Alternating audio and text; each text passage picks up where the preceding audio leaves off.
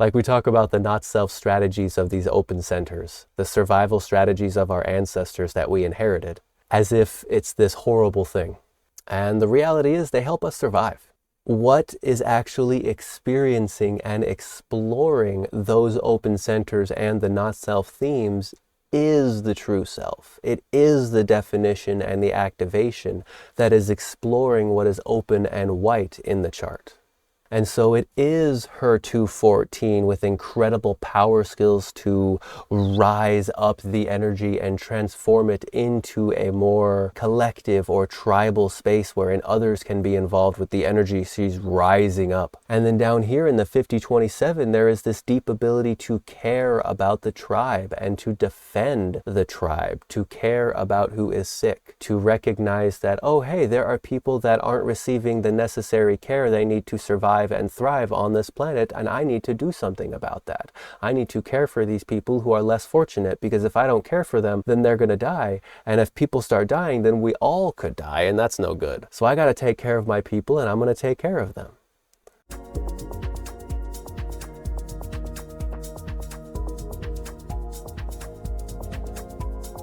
Hello there, and welcome to Dharma Science Radio. My name is Ian, and today we'll be talking about the human design system.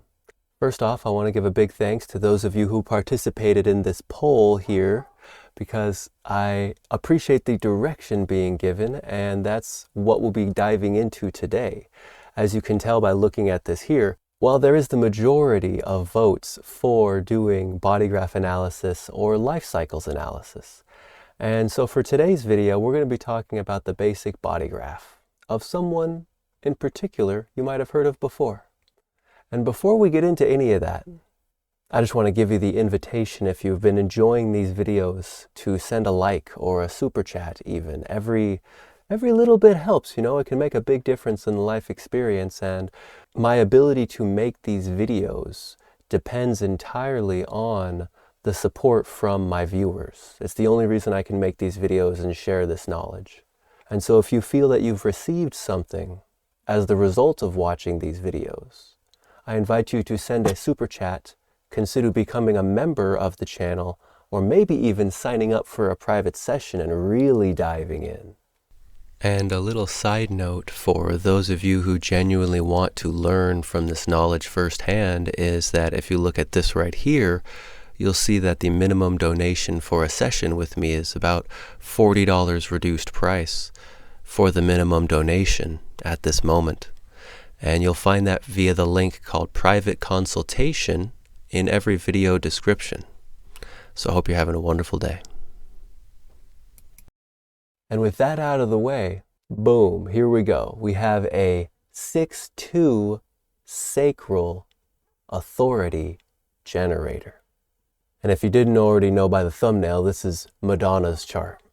So the first thing that's important to notice is that this is a 6-2 profile. The 6-line profile goes through a tripartite life process, which basically means that there are 3 stages to the life that the 6-line experiences. For about the first 30 years of life, the 6-line experiences the trial and error of the 3rd line. There is this deep experience of bumping up into things and learning what actually does or doesn't fly in the real world. And then after that first 30 years, there is a 20-year phase called being on the roof, or being aloof on the roof, wherein the 6-line gains a detachment and a separation from that trial and error process and from life, in a sense. There is a detachment, and there is an objectivity that begins to form. And so for these 20 years, this 6-line person is developing their own inner truth in preparation for the flowering of the 9-centered being in the 6-line format, which becomes the genuine human role model. That's in the light. In the darkness, they become a hypocrite, and things are very challenging. So essentially, we have this 3-stage life process. We have 30 years of trial and error. We have 20 years of aloofness, of a step back, of detachment, and getting a bigger picture, getting an objective view of all that personal stuff that happened for 30 years. And then after that objective phase is over, the aloofness on the roof is over, then there is the flowering of a whole new being. And there is a demonstration of unique human role modeling that is available and possible. And so that's the conscious personality that's really going through this process that I had just described. And so in the unconscious design, that's this red over here on the left, this represents the actual physical body that Madonna's personality lived within. And so it was a second line personality. And so when we're talking about the second line, we're talking about the natural. We're talking about the hermit. We're talking about the guru. We're talking about this ability to have a natural determination about things, a natural tolerance, intolerance for this is okay, that's not okay.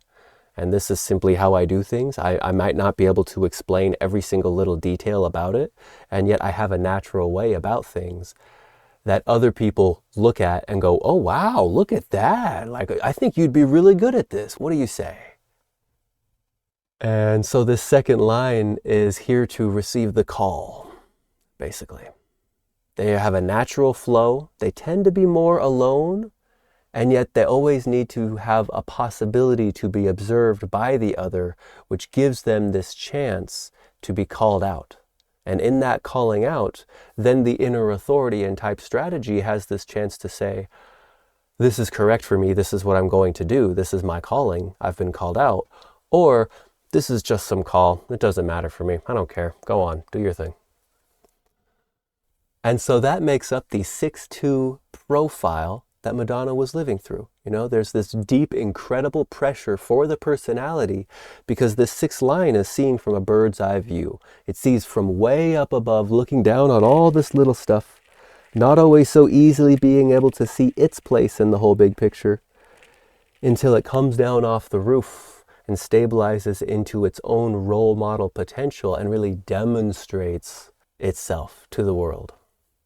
And so if we were to look at Madonna's life and to analyze what happened those first 30 years, those 20 years after that, and the remainder of her life, it'd be interesting to analyze the various events that occurred and the stories she went through in her life. If you'd like to talk more about that, feel free to let me know. I don't really know anything about her history. Basically, what I'm here to do is to talk about this chart. And so the next area I'd like to look at are the open and undefined centers. Right here, you'll see the ego center. This is the solar plexus, and this is the root center. The root center is here where adrenal stress pressure comes from. The solar plexus is where emotions and real deep feelings come from. And the ego is where our sense of self-worth comes from, and it's where our willpower comes from. It's our heart in that sense. And so these are her 3 undefined centers, with the root being wide open.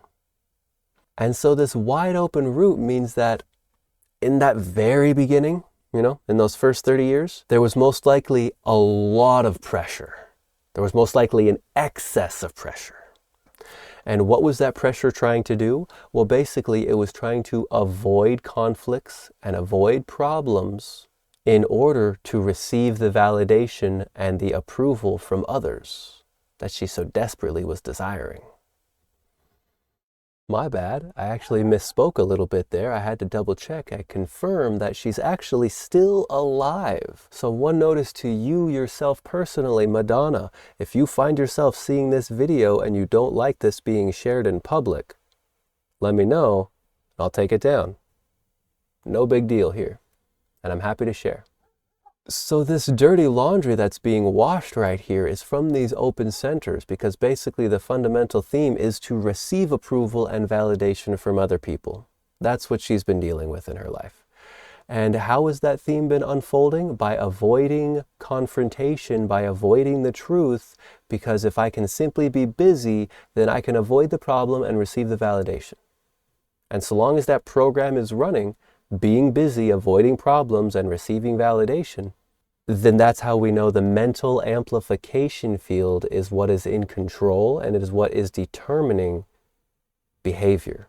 There is mental decision making occurring, and it comes from these open centers, because what happens is that the human mind is very attracted to what we are not. And these open and undefined centers represent exactly what we are not. They represent areas that we do not have fixed and consistent energetic exchange. And because we do not have fixed energetic exchange with these undefined and open centers, the mind goes in there and it plays pretend. Because, it's got all these forces, other people around you, different planetary imprints from the transit program that's always occurring. Even if you walk by a plant, it might have a defined spleen for you. So there's all these transiting influences all around us, and our mind gets to see what it's like when maybe for a few minutes or a few hours or a few days, a few weeks, a few years, that there is fixed energy, which normally isn't there. Say, for example, if somebody shows up in Madonna's aura and they have this 6th gate and they have this 19th gate, and especially if they've got that 44th gate right there as well, and the 45, like if they have all of those put together, if somebody shows up in Madonna's aura, they have the 45, the 44, the 6, and the 19, that would make her a 9 and 0, to where the two of them would feel like there is the whole universe together. The entire universe is between only those two people. And she would feel that this other person completes her, because this other person would bridge her split, connect the split energies on the inside so that there is energetic exchange. That's not reliable. It's not something she was born with. And yet other people can bring that into her life. And so if you bring in these forces, something can really happen. I began with the 6th gate here because if somebody brings that 6th gate, then this channel of mating and the emotional system has been defined. And this leads to a likelihood of pregnancy. It leads to a likelihood of bearing children and mating, quite literally. It also leads to feeling good and feeling really bad because it's not consistent. So she's around this partner, it feels great receiving all this validation. Either we're busy together and it's great, or we can do nothing whatsoever and there's nothing to be busy about and it's so great. Either way, we're avoiding these problems together and we're really feeling good because I'm getting all this validation and it feels so juicy. And then the moment she's alone, maybe that person is a 3rd line and they leave with some harsh bond broken. Maybe those bonds weren't so friendly in the way that they left. Maybe they left with an impact. Maybe she was left with a child from somebody who simply left. I don't know her history. One thing's for sure is that person left and all of a sudden her mind is left going back into these open centers and amplifying all the problems around feeling good and feeling bad. Because you see, somebody comes along with a defined emotional system and they define your undefined system. And then within you, your mind is amplifying all the energy they're providing to you in your amplification system. You're thinking in a certain way about their energy they're giving to you without necessarily associating the fact that the thoughts you're having are relative to them and they're not simply part of who and what you are. It's actually relative to the co-creation of you and them, and then your mind going wild. Because it loves to feel good, just feel good, feel better, feel better, feel better, feel better. Keep diving deeper into that. It's our human nature after all. Do what feels good. And yet, avoiding these problems by being busy, receiving validation and approval from others, it's never going to lead to anything fulfilling and satisfying. And that's how I personally would have to say it is most likely the case that it is not only what she's been doing. Because you see, the thing is there's no way to simply be a not self. Like we talk about the not self strategies of these open centers, the survival strategies of our ancestors that we inherited, as if it's this horrible thing. And the reality is they help us survive, What is actually experiencing and exploring those open centers and the not self themes is the true self. It is the definition and the activation that is exploring what is open and white in the chart.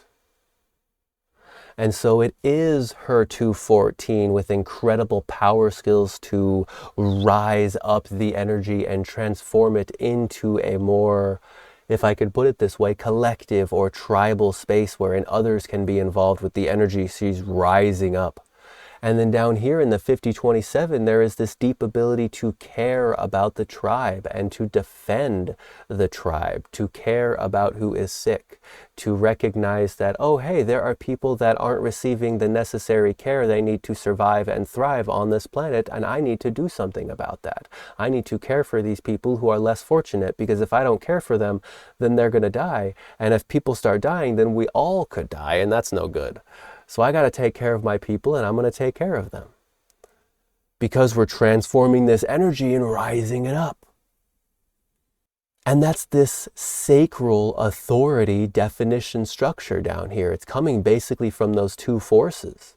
And then over here, in her thought process, it's this 1156 with the 463. And so the 1156 is a gate of curiosity. Rather, it's a channel of curiosity. And it can have a lot to do with being a storyteller. It has a lot to do with ideas. It has a lot to do with figuring out one's perspective on an experience after the experience has passed, and then being able to stimulate others with the perspective gained by the reflection.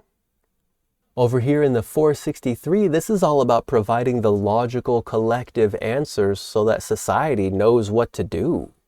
You know, somebody comes up to you with a problem, and if you're a logical collective 463, then you could provide them with a full-on answer solution situation relative to that problem. And they can try it out, and they can see if it works, and if it works, great. Then that is now part of this collective, and it's something that's being shared, and it's something that other people are going to participate with. You know, one of my favorite examples of this 463 channel is, I believe, a woman named Esther Hicks, who channels Abraham. And this 463 of hers does a lot of work in providing deep answers for the people to try out as a collective process. And so the thing for Madonna is that we have on one side, we have a mind that is fixed. You see this ajna, head center, throat center? It's fixed, it's defined. There is a specific energetic relationship in the way that Madonna sees the world and the way that she communicates what she sees. What makes it not self is when what one sees and what one communicates is determined by the thoughts of the mind. This is called mental decision making. And in the old school Law of One, Ra teachings, this was being purely service to self. What makes it true is when the mind is doing its actual job, which is the observation, the measurement, and the communication. That's its job. That's it. It's not about decision making. And so when her thinking process is not engaged with determining what her body's supposed to do, when her thinking process is engaged in response to what other people bring her, then they receive these collective, logical, abstract answers that are able to, so long as it's in response, hit the nail on the head in the way only a 6-2 can. And if you've experienced a genuinely empowered 6-2 in your life, you'll know what I'm talking about. There's something else. And so the real challenge for Madonna here is not only this open centers I was talking about here, this need to receive approval and validation from others, not only this open solar plex, this need to avoid confrontation and this need to avoid problems, not only this undefined root center, which is this need to be busy, busy, busy, busy, busy, busy all the time, is that this is split definition. We have the pressure to think, the actual thinking itself, and the speaking of the thoughts is one structure. And then on the other side, there is the direction of life, there is the actual generative principle of the life force energy itself, and there is the instinctual awareness of life. And that's the other half of her structure. So the thing is there can be conflict between what the ajna, head, throat, sees and thinks compared to what the self, sacral spleen intuitively knows and responds to in the moment. What makes it not self is when the mind disobeys the sacral and says, even though it feels bad to you, we're going to do it anyway because we have to avoid the truth and receive validation. So this first gate here, this need to actually give one's contribution, and this ability to have a contribution to give. You know, the first line of the first gate is creation is independent of will. And I find that one very fascinating to me. This 13th gate is all about the secrets. And so does she have access to the secrets? Does she know what people aren't saying? Can she read between the lines? This 46th gate, can she truly succeed where others fail? Can she truly be serendipitous? These are the three most powerful poles. Is what is my contribution to express the secret of serendipity? Or how can I possibly cultivate serendipity, giving a contribution from the secret? How can I share something that hasn't been known and be recognized for it? And you might notice how none of that is necessarily a bad thing. And fundamentally, this is because the not self is fundamentally the that to your own this, if you know what I mean. Yeah. So there's a little taste of Madonna's body graph chart. I hope you have enjoyed this little exploration. You know, it truly is so profound to me. Each and every one of these charts is so very different. And there are so very many layers of nuance to what is available upon each chart. There's no way for me to possibly go over everything I could ever go over in a single little moment like this. And yet it's so much fun to explore and to share. And to hear your feedback. Did you enjoy the show? Is there other things you'd like to learn? Please leave a comment down below. Or even better, send a or even better, send a little super chat or sign up for a reading down below, and let's dive in together, where we can explore the nuances and the details of this juxtaposed 9-dimensional reality of energy centers, chakras here on the surface, you know, the emotions of our awareness and our feeling of life and what we see, compared to, on the other side of this juxtaposition, is the 5-dimensional base reality of movement, evolution, being, ego, and personality. So I hope you're having a wonderful day. Take care. Bye for now. If you have enjoyed the show and would like to learn more about how all of this applies specifically to you, then kindly refer to the link in this video's description, Private Consultation. Here, we can dive into all of the details together in a recorded call. May your signature vibration of satisfaction, success, peace, and surprise find you in a good way.